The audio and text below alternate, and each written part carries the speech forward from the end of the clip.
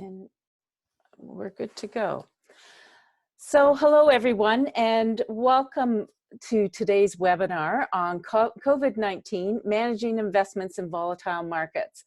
We appreciate you taking the time today to be here and join us during what is certainly an unprecedented time for all of us, and for those that are working away remotely or trying to balance kids at home and partners sharing workspace and so on. I'm sure we'll be hearing more stories about how people are coping during this time. But I also just want to take a moment to acknowledge the terrific work we're seeing community foundations doing across the country, reaching out and connecting to those organizations that are doing such critical work in our communities, adjusting granting programs, just being an ear to listen and offer support. And so there's so much great stuff going on. And so it's really terrific to have that happen. So today, if you can go to the next slide, Dana. We've got two people joining us today. But first off, my name is Cindy Lindsay, and I'm the Director of Learning with Community Foundations of Canada. Joining me today is Andrew Johnson, who's the Institutional Portfolio Manager with Mawer Investment Management. And Mawer's been a longtime partner of CFC, and we appreciate the knowledge and expertise they bring to the table, but also just their relationship that we have with them. And also joining us is Lars Boggild, who is the Investment Product Manager with Vancity Community Investment Bank. So thank you both for joining us today. We know your days are also very busy as well as we navigate this new reality. I will now just, next slide, before we jump into things. Really want to stress that, we use the Zoom platform. Like lots of people, we're all working on this platform. So to maximize your capacity here, we have everyone muted and off video. And so you can hear us, but we can't hear you. We are recording today's presentation, so if you want to share this with board members or other staff members, it will be available by the end of the day in our resource library.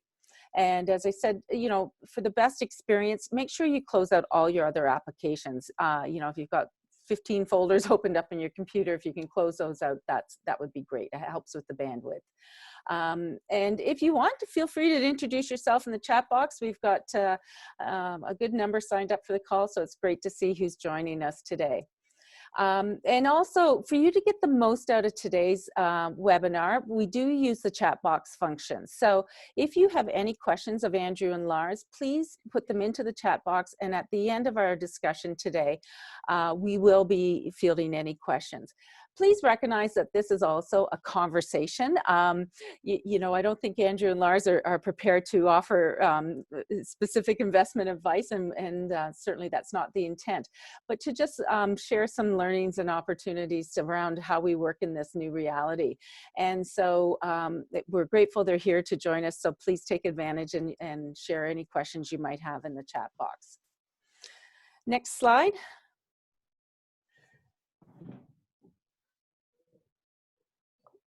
Okay, just a couple of other things. If you have not visited the CFC website, I encourage you to do so. There's a link there, but you'll see on our homepage, you will go directly to some messaging about the Community Foundation's response to COVID-19. We have a number of resources that we continue to curate and update that community foundations can use and access and share in this learning as we learn together over these next few weeks and navigate this new reality. So please take a look at that. Next slide. There are some key resources that we think you might want to pay attention to. Our disaster guide, we have actually just in the process of started updating it before all this happened, and so an updated version will be ready in the coming weeks, but it is a great guide to outline how community foundations can respond. And then a lot of other resources there that might help you as you're going through this process as well. And those are all listed on the COVID-19 page of CFC's website. Next page. Okay, so what we're really going to do is it's a short agenda, but I think we'll have a great conversation. So Andrew Johnson is going to address the macro perspectives and strategies. Lars will talk about short-term strategies and alternatives, and as I said, we'll open it up to Q&A at the end. And next slide. And just so you know, we have a few webinars coming up as we work through everything here. This Thursday, in partnership with Philanthropic Foundations Canada, Canadian Foundations in Times of Crisis, giving to non-qualified donees. And so Susan Manwaring, who's one of the top charitable law experts in Canada, will be leading this discussion. And so to register, you can go to the CFC website to the events section. We also are doing one on March 30th around best practices for engaging in virtual meetings, since this is a new reality for many of us. And April 14th around stewarding donors during turbulent times. So how do we connect? What's the messaging? What have we learned from 2008 and 2009 as well? We're also exploring some opportunities for learning around facilitating remotely, collaboration and connecting in your community, and HR practices in a time of crisis. And I also just want to mention that the team at CFC is here to support you, to answer any questions you might have. And so please reach out and connect with us anytime. So I think at this point, I will turn it over to Andrew. Thank you, Cindy. And thank you to you and Dana for organizing this. I do want to start by just taking advantage of the opportunity that I have to speak to so many of you and just pause and share my gratitude and appreciation for well, all of you listening, but also your teams, your boards, committees, volunteers, really including everyone's personal support networks at this point in time, your family and your friends. I think that myself and others at Mawer really view community foundations as sitting in this very unique position with ties to our governments and other charitable groups, as well as the communities at large. And when you combine that position with all of the incredibly talented and passionate individuals that we've come to know over the years, I think we have that pretty special recipe for the leadership that we're going to lean on for and need through a time like this. What exactly is going to get us through this is things like cooperation and empathy, and something I know that all of you are very familiar with, which is fostering a sense of belonging. And it's leadership in those areas from community foundations as well as the CFC that we will lean on as we move through and eventually come out of this period of uncertainty. And quite frankly, I'm not surprised at what I'm seeing from community foundations across Canada already. Very quickly mobilizing, delivering important information, funds, and action, quite literally as we speak, because I know many of you are multitasking right now. So thank you for all of that, all that you've done and will be doing as we move forward. Money is almost secondary when we are talking in that context, but it doesn't mean that we shouldn't be paying attention to our finances personally, but professionally with our portfolios at our foundations at a time like this. And before I get to the main points that I'm going to share, I just want to set the stage for what we're dealing with from an investment manager's perspective and how things are playing out in the markets. When you look at the current trends and the figures, it does suggest that we should expect more cases here in Canada and North America in general with the virus. And with that is going to come this greater effort towards containment. And containment right now is the most important thing in our collective attempt to mitigate the spread of the virus. And the trade-off is a significant, albeit temporary, but significant economic deterioration at a local, national, and global scale. You see businesses closing down, consumption is going to decrease drastically, unemployment is going to rise, and really the list goes on. And global financial markets are really a direct reflection of that trade-off. So investors around the world right now are trying to gauge what the overall depth and duration of that economic impact really is. and what the impact of all the central bank actions are and the government and fiscal actions taking place right now. And that's difficult enough when things are fine and seemingly running smooth, but now with such a wide range of probabilities on how events could unfold from here, the result is substantial volatility in asset prices. So that's the state of play. Now, what does that mean for you and your portfolios? And how I would characterize it first is that, well, it's bad out there, but it's likely not as bad as you think it is. At times of uncertainty like this, and when we perceive there to be an increase in threats, our mental biases really kind of turn on full blast, and they just take over. And one of those biases is loss aversion. We place a far greater weight on the perception of losing money than we do on gaining it. And that's combined with recency bias, where we start focusing and placing more weight on the information that is directly in front of us with the recent events, rather than looking at the larger picture. And just to illustrate that, if you're reading the headlines at any given moment over the last couple of weeks, or even worse, getting sucked into that Twitter vortex, you would get the sense that your portfolio has been wiped out. And the reality is that, and I'm making the assumption here that most of you listening have an endowment fund that is held in a balanced portfolio. In other words, you've got exposure to both stocks and bonds in some mix. But the headlines are only going to cover the equity market, where we're seeing 25, 30% returns on the downside in 2020 so far. And there's wild swings down and up every single day. And to bring it into context for what a balanced portfolio is doing right now, I can only talk about how we're doing because I don't have access to anybody else's returns until kind of a month-end process happens. But we've got nothing to hide here. Our balanced fund, which the majority of our foundation clients are invested in, is down about 12% this year so far in 2020. Now that's still not a number that we're going to be patting ourselves on the back for, but it's important when we're driven by our biases to try to bring ourselves back to reality. So that's loss aversion, but there's recency bias in there too, because we're only actually looking at those year-to-date numbers. And if we expand that time horizon out, again, I only have insight into how we're doing, but if we step back that full 12-month period, the return on that same balance fund is about -5%. A -5% return for a balanced fund in any given year is completely normal.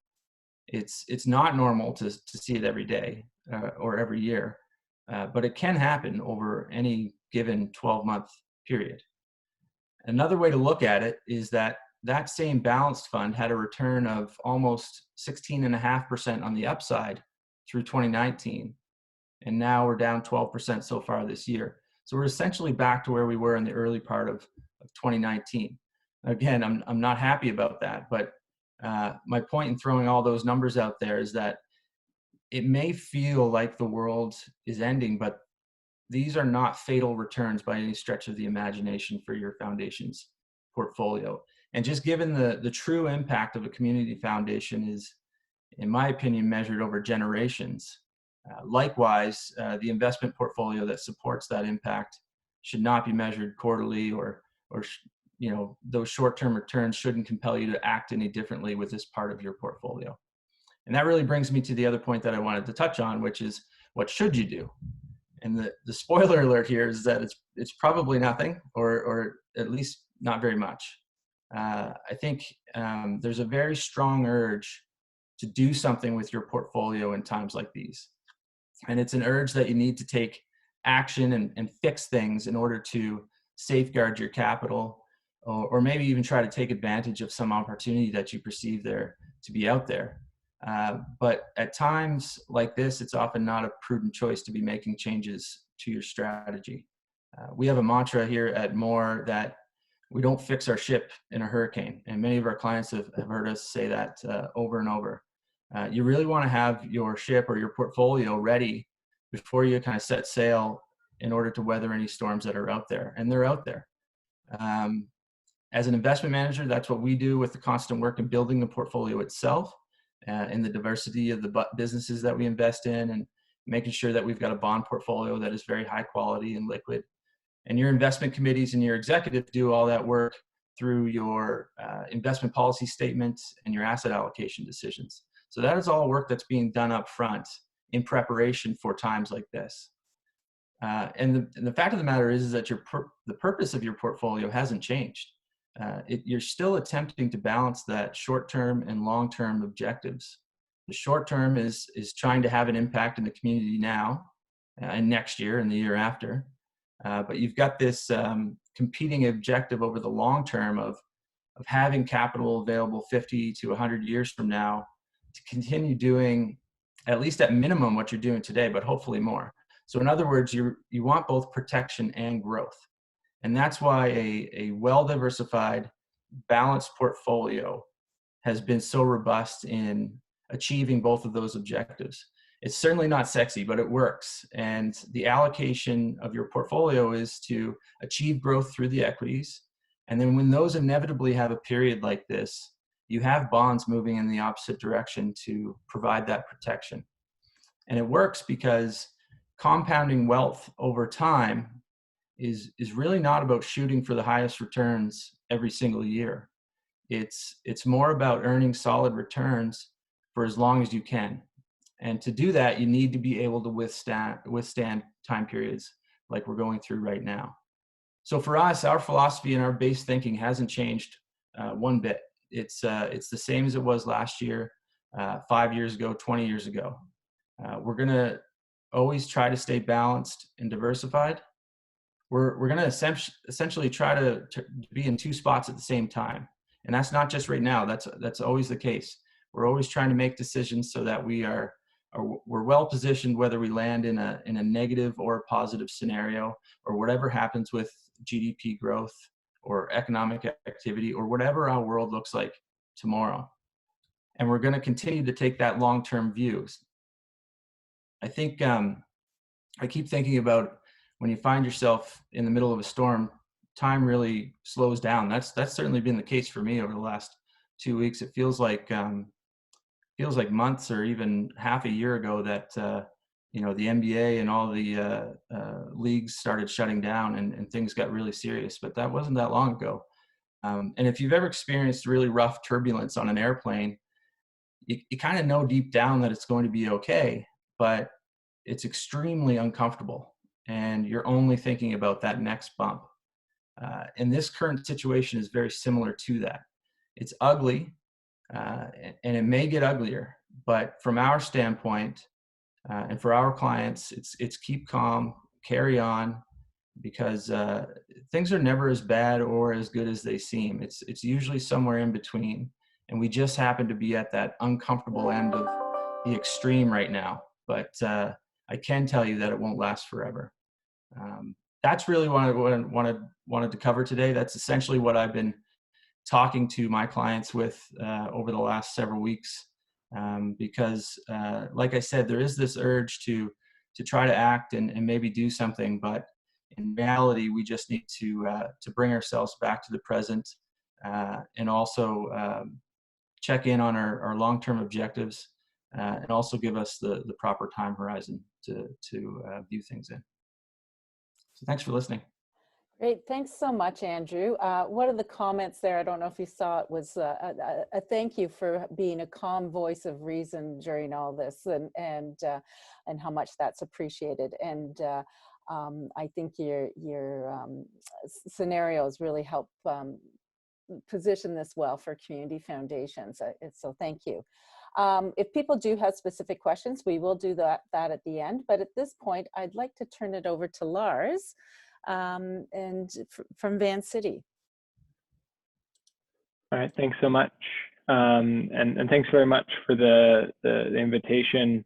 I think, like Andrew, have a really deep and abiding respect for the Community Foundation movement. Yeah, reaching you here from Toronto, I'm a part of Vancity Credit Union's National Impact Banking arm. And in that role, work with a lot of mission-driven institutions, predominantly around their kind of shorter-term investment strategies and bank deposits. So I think I'd start off by echoing a little bit of what Andrew said in just some of the framing.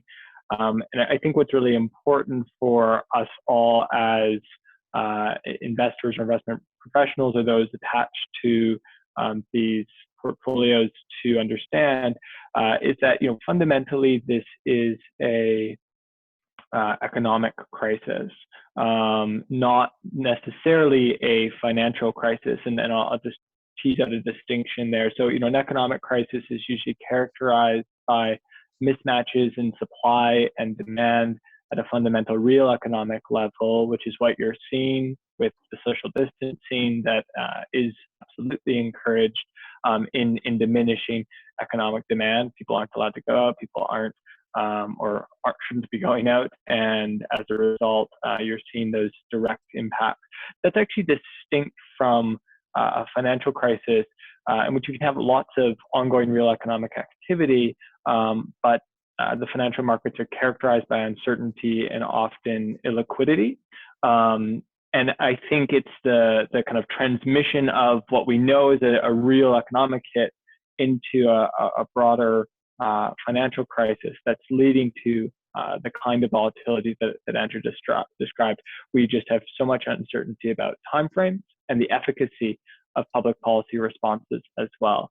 But we know at just a really kind of principles-based level that the kind of playbook that was established under the global financial crisis won't be as effective here. You can't just kind of push debt down. There's pushing on a string if there's no underlying economic activity happening. So what does that mean to investors as we're looking to manage risk? There's kind of, it's an old saw, but it's a nice expression. One way to think about risk is fundamentally having the cash you need when you need it. And I think we know that right now, the communities that you support and the organizations that support your communities are really caught up in a challenging trifecta. On one hand, the social distancing has led to impacts on fundraising. You also obviously have, in this context of economic uncertainty, increases on service demand. More people are using social services. And at the same time, for so many organizations that rely on volunteers, it's an incredibly difficult time to rally that level of support. And so in that context, there are often more material and immediate financial needs in the communities than there were before.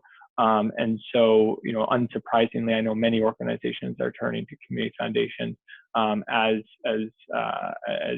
trusts to help enable that work. So, in that context, I would really I think align my comments with Andrew's in saying that there's an important distinction between thinking about your broader strategic asset allocation, the composition of different asset types and their risk and return characteristics that compose your portfolio. And the question I would ask there is, are you as an institution fundamentally different because of the crisis? And if not, then your strategic asset allocation should probably stay relatively unchanged. But then also what sometimes is described as a tactical asset allocation. So, often these are the tolerance bands that organizations place around their asset mix changing over time. And that's where, there's a bit more opportunity to be nimble. So, I would certainly suggest that rather than change your risk tolerance, this isn't a time to rebuild a ship in a hurricane, as Andrew said. But you can, think strategically. Think about issues like rebalancing. Rebalancing has this really nice characteristic of ultimately selling assets when they're high and buying them when they're low, as we're all expected to. But you might also, within that tactical asset allocation, strategically look to build up more of a cash or deposit position within the limits of those allocation bands. And many investors are doing that. It's a mechanism to both manage cash flow and also to be able to react more effectively to community need. Where might you get that cash? I would suggest two very plausible places. One source would obviously be that rebalancing effort. So selling off assets that have appreciated in this context, those are likely to be more on the fixed income side, but only partially reverting back to your guideline strategic asset allocation, and instead topping up more of your cash or deposits balance. And secondly, you might begin to stop reinvesting dividends or interest and use that to build up a cash position as well. So instead of that just cycling back into your portfolio, which is a standard practice, actually having that accrue up to a certain limit before it begins to be reinvested. How might investors, if you were to do that, if you were thinking about a shorter term position in the context of your community's needs, how might you actually think about that asset? I'd say within a short term strategy, you ultimately should be thinking about two key characteristics. One is principal protection, and the second is an appropriate level of liquidity. So thinking about principal protection, often it's worth looking at relatively simple assets like cash deposits, term deposits in GICs and treasuries. I think one thing that we've certainly seen is that the treasury market has seen significant compression in terms of yields as investors have kind of tried to fly to safety. And so as a result, the premium between treasuries and bank deposits is actually quite high right now. And so you can look at that as one opportunity to drive a bit more cash flow into the organization than if you just left it in a short-term or money market portfolio. However, that comes at a trade-off in that treasuries are extremely liquid, whereas fixed term deposits may not be as liquid. And so within a deposits portfolio, if you do have a ladder of deposits, 30, 60, 90 days, et cetera, you might just look at shortening that ladder. Right now, the curve between short and long-term deposits in the broader market is quite flat. And so as a result, you're not losing a lot by shortening the ladder, but you're also gaining a lot more kind of structured liquidity in the portfolio just by having those regular maturities that you can choose to reinvest or hold in cash. And so, ultimately, if you're thinking about a short-term portfolio, it's worth thinking about a layering cake of most liquid assets to less liquid but still liquid assets. So things like a high interest savings account into cashable deposits, into fixed term deposits. One other comment I would make, and I'm just going to transition here to talk more about alternatives, is that we know that the impacts that people are facing in the real economy are looking very different depending on if you're talking about large organizations, large corporations, versus Main Street companies and small medium businesses. And so I would say, particularly if you are in a more rural community or a smaller center, now is actually a really useful time. And I'm a bit biased here, obviously, to think about whether or not having a banking relationship with your local credit union could actually be useful. Those are ultimately the financial institutions that tend to most support small businesses. And so it's a strategic time to think about how that can be supported. Thinking about alternatives, so just switching gears a little bit to talk about alternatives. During volatile times such as these, alternatives have often been a useful stabilizer in the portfolio, both because they're repriced less frequently, and depending on the type of alternative, may be exposed to just different risk factors that add another layer of diversification. And so it's, certainly a time when investors who have already invested in alternatives are seeing the benefits of that.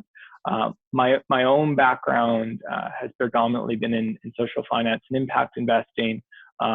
And, I would say many impact investments in particular, as private market investments, have those same alternative characteristics. And I think this crisis has really highlighted the need to think about strengthening the community in the long term. And that includes through investments such as impact investments. However, I would note, knowing that this isn't just a financial crisis, but this is something that has its root in real economic impact. If you are already invested in alternatives, now is including impact investments or more conventional ones, it's a really useful time to take a monitoring approach and really think about engaging with those managers to ensure that there's a fairly collaborative and open dialogue around the strength and operations of that underlying portfolio. Similarly, if you're actually engaged in any direct investments, and so for a community foundation, that could even take the form of a loan to a local charity, perhaps. Now is actually a really good time, similarly, to begin an open dialogue with those partners and see whether or not there are opportunities for the foundation to either maintain that investment as is or begin to modify it to ensure that there's actually stability for the underlying borrower. I think in particular now is really the kind of time in which, and I say this as someone in a bank lending environment, you don't actually want to be putting your borrowers into a position of distress that would actually distress those assets and potentially even damage your own investment. So, ultimately, things like interest deferral or going into an interest-only loan versus a principal and interest loan might be the strategic decision if it means that you're not actually losing principal value on that. So just things to be thinking about and begin to turning your attention to and getting more aware as you think about these other asset categories in addition to the longer term strategic portfolios that Andrew highlighted. And I'll stop there.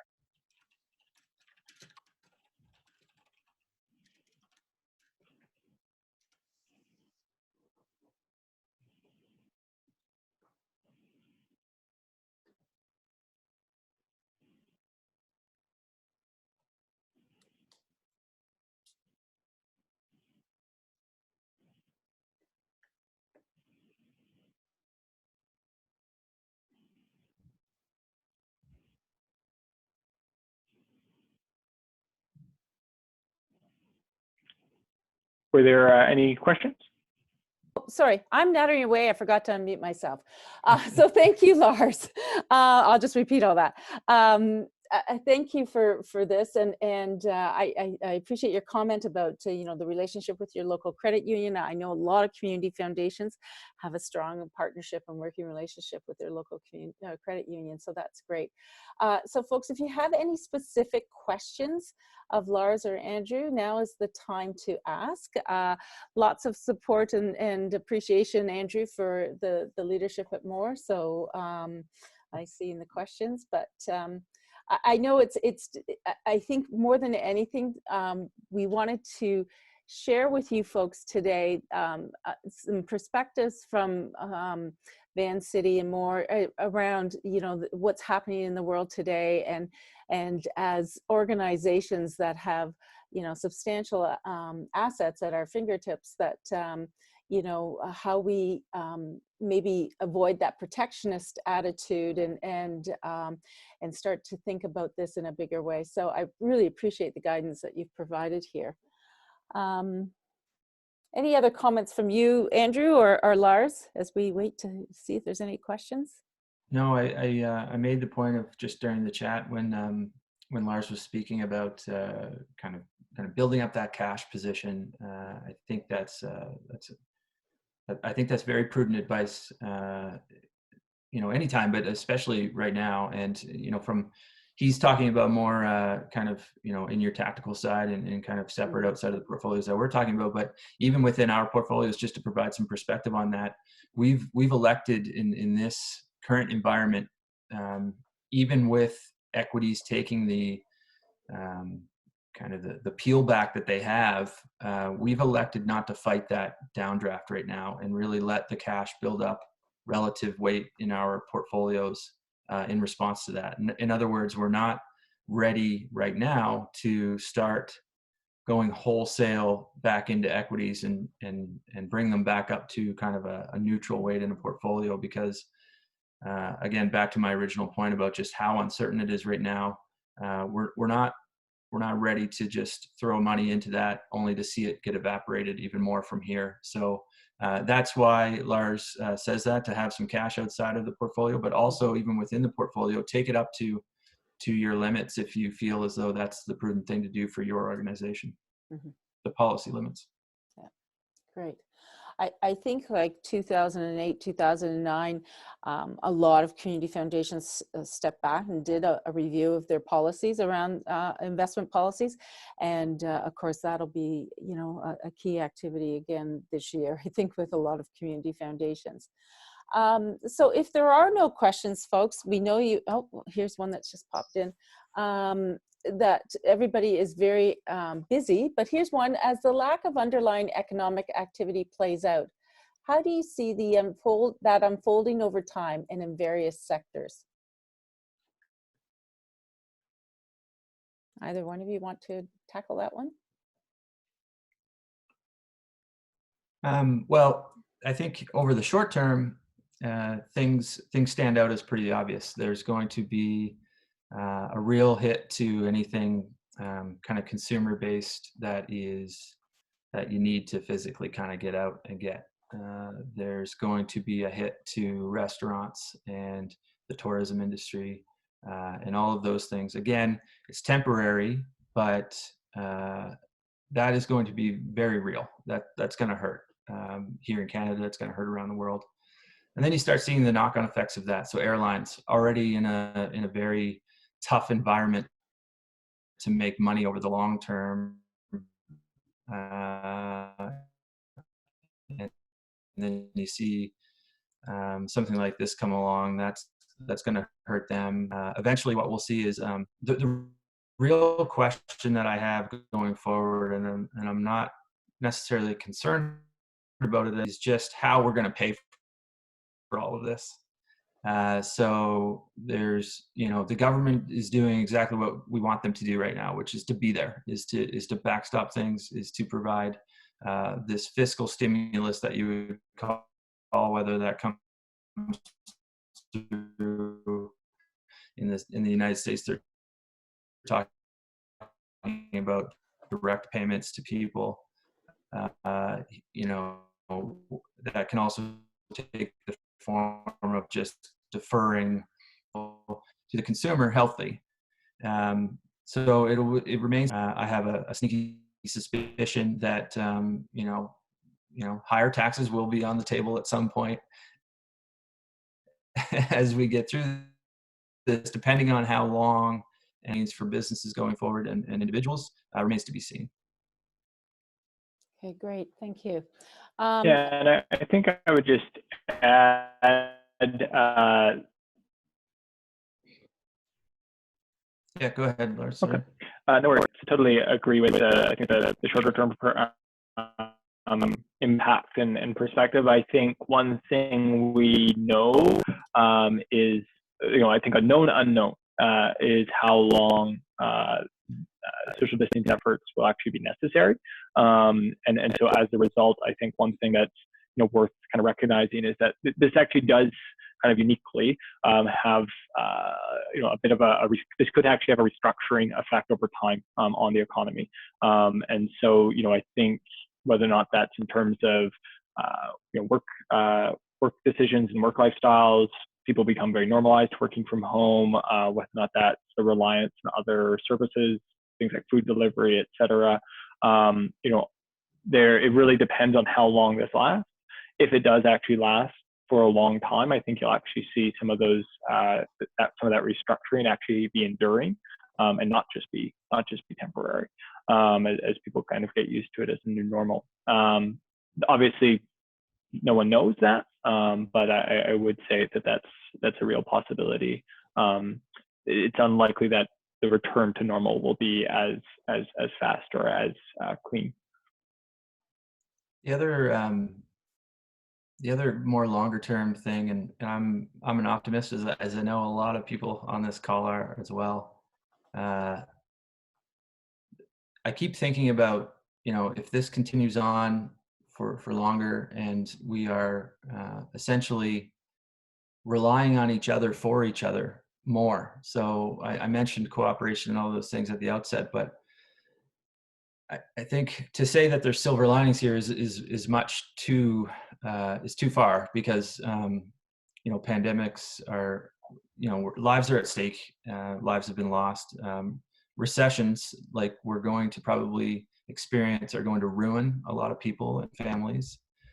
So I don't want to take it too far here, but over time, if you go back and look at the last time as a world that we have been rallied around one single kind of fight for each other was probably World War II. And an enormous amount of collaboration and cooperation and invention and innovation came out of that through a longer time period. And my head just keeps going there, especially in the face of all the division that we've seen politically around the world. I have to believe that this is going to be a rallying cry at some point, and something that we can look back on as a society that brought us a little closer together and brought a little bit more empathy into our lives. That's a great point, Andrew. So this is Dana Deason. I'm a colleague with CFC. I've met some of you already. Cindy's just let me know that her rural Ontario bandwidth is conking in and out a little bit, so I'm just going to take it from here with some of the questions.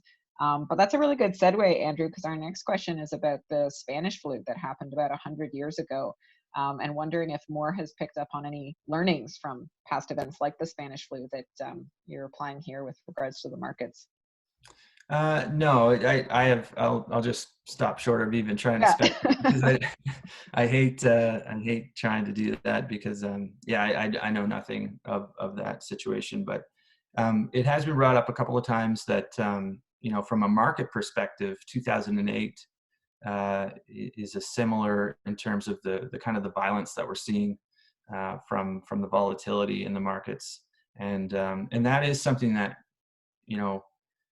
the reality is that if you're under 35, you might not have a firsthand experience of this type of turbulence with your investment portfolio in the markets. So speak with your investment committee members who were there through that, and ask them what they did. How did they feel? What decisions did they make with their portfolio that they wish they didn't make, or maybe they wish they had made, either prior to or during. And I think in a lot of cases, the best scenario that unfolds is when you kind of sit tight, as uncomfortable as it is, and just trust that your portfolio is doing what it's supposed to do in a time like this. And you can do other tactical things, like Lars said, which is to kind of supplement that with making sure that you've got cash available to ensure that you're still delivering on your mission. Thanks for that. Looks like we have another question from Terry. Does it appear that this economic crisis may present greater risk for investing in social enterprises in the near future? For either I can Lars or Andrew. Start us off on that. Yeah. So, I think the reality is that social enterprises can be characterized, for the most part, are similar to most small businesses. And so particularly the younger they are, the less likely they are to have the kind of operating buffers whether or not that's in terms of margins, free cash flow, or just cash on hand, to be able to kind of weather this as well. And so, unfortunately, I think the reality is, even in the near term, there's a group called the National Impact Investors Practitioners Table, and we meet, and we've actually begun kind of ad hoc for ESDC beginning to kind of gather stories of the way some of our social enterprises there have been material closures, some cases layoffs, some business failures for sure that are being forced by this, particularly for younger companies that were kind of at a growth stage that has been halted in this instance. However, like Andrew and most here are probably like I too am not very optimistic. There's actually I think what we're also seeing, fascinatingly, is a lot of pretty amazing social entrepreneurs that are in some cases pivoting their business models to directly address community needs, and as a result actually seeing like very significant business activity. So just as some examples, concretely, some local organic food delivery companies here in the GTHA that are directly intending to build up more regenerative agriculture locally have seen massive spikes in sales as people begin shopping online, and then as a result demonstrating their own consumer preferences that they might not have actually done when they were just in a grocery store, because now they have more time to think about it. Or equally, there's organizations, just use some examples like Needs List or others that are really providing the digital infrastructure to help respond to community needs, including frontline healthcare professionals' own kind of daily needs in ways that wouldn't have been done before. So I think the answer is, while in general it's probably true that social enterprises are being impacted, I think because so many are mission driven, some happen to be kind of uniquely positioned to actually deliver positively on community needs during this crisis, and probably as a result actually be strengthened through it. And just to build on that from a public market standpoint, the saying is that necessity is the mother of invention, and there's certainly a couple things that you can point to right now in terms of innovation that could come out of this. And to Cindy's point about having a weak rural Wi-Fi network, I mean, that could be one of those things where we, as a nation, we finally say, okay, let's build this out. I mean, we've got roads, we've got rails, we've got infrastructure, we've got everything. Why don't we have Wi-Fi in a world like today that is accessible and high speed for all?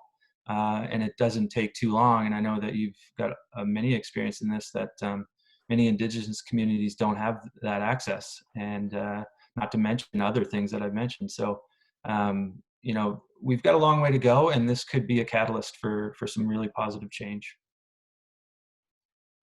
Awesome. Thanks, Andrew and Lars. Does anyone have any other remaining questions? I think we've come to the end in our chat box. So it's 11:50. Cindy, are you there? Do you want to say anything? Yeah, I just, at this point, we'll wrap up because we know everybody has very busy days. And so thank you, Lars and Andrew, for taking the time out to share your thoughts and guidance on this. And as Jennifer in Peterborough said, to be that voice of common reason, really appreciate it. We have recorded this, and we will make it available to everyone. And so, and please, if necessary, to share with your board. So lots of appreciation and thank you in the chat box. And I'm sure this won't be the last conversation we have in the coming weeks around investments and strategy. So again, Lars and Andrew, thank you so much. Thanks, Dana, for being the extra support here, and have a good week, everyone. Take care. Thank you. Take care. Bye for now.